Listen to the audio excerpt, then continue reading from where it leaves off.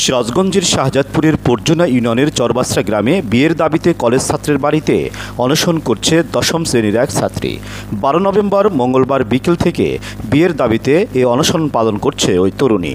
সরেজমিনে ঘুরে জানা যায়, চরবাসরা গ্রামের নতুন বসতি ভাটপাড়া সরকারি প্রাথমিক বিদ্যালয়ের অবসরপ্রাপ্ত শিক্ষক আফান আলী মাস্টারের পুত্র জামিরুতা ডিগ্রি কলেজের একাদশ শ্রেণীর ছাত্র চয়ন ইসলামের সাথে বড় মহারাজপুর গ্রামের প্রবাসী রফিকুলের কন্যা দশম শ্রেণীর ছাত্রীর কয়েক মাস পূর্বে পরিচয় হয়।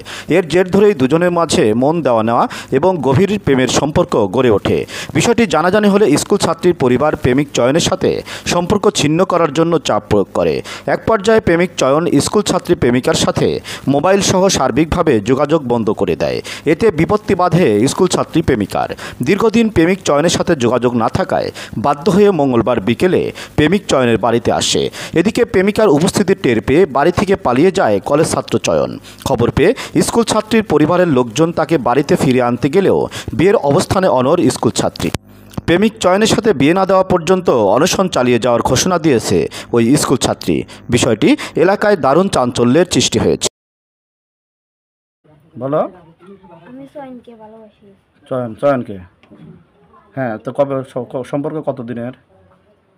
তাও বেশি হয়েছে, 1 বছরের। কোন পরিচয়? তুমি কোন ক্লাসে পড়ো? ক্লাস 10। কোন স্কুল? পর্জনা উচ্চ বিদ্যালয়। আর ওই ছেলে চয়ন? সাতপুর কিসে পড়ে? কোন কলেজ জানি না।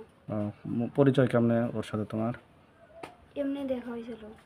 ও আগে তুমি প্রস্তাব দিছিলে না ও আগে প্রস্তাব দিছিল? বলো। আমি দিছিলাম। তুমি প্রস্তাব দিছিলা? তো ও কি দেখতে খুব সুন্দর? হ্যাঁ। তোমার চেয়ে সুন্দর? হ্যাঁ। তো এখন ও কি বলতেছে? ও কোথায় গেছে? জানি না। ওর সাথে আমার কোনো সম্পর্ক যোগাযোগ নাই। কয়দিন ধরে পরে না পারে আমি ওদের বাড়িতে উঠে আসি।